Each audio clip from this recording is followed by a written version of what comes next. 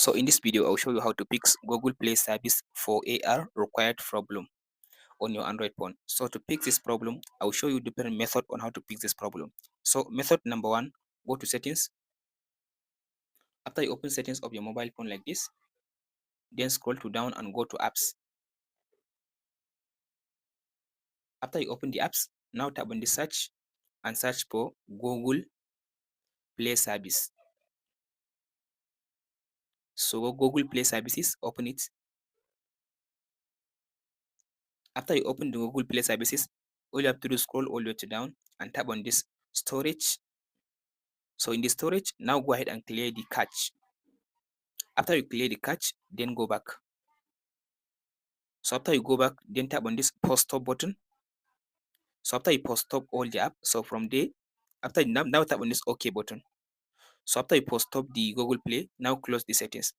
After you close the settings, now go to Google Play Store.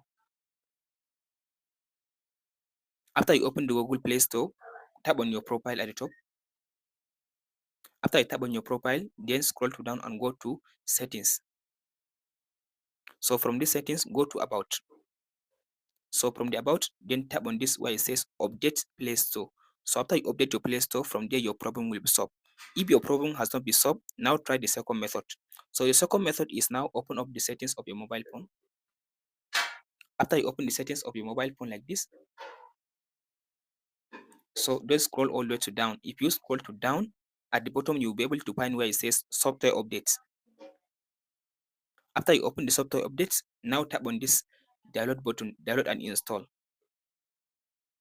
So from there, now tap on this download and install button. From there, it will update your mobile phone. So if you tap on this back, if you are using mobile data, make sure to turn off this option. If you are using mobile data from your SIM card, but if you are using Wi-Fi, where it says auto download over Wi-Fi, so just leave it like this. But if you are using mobile data from your SIM card, make sure to turn off this option.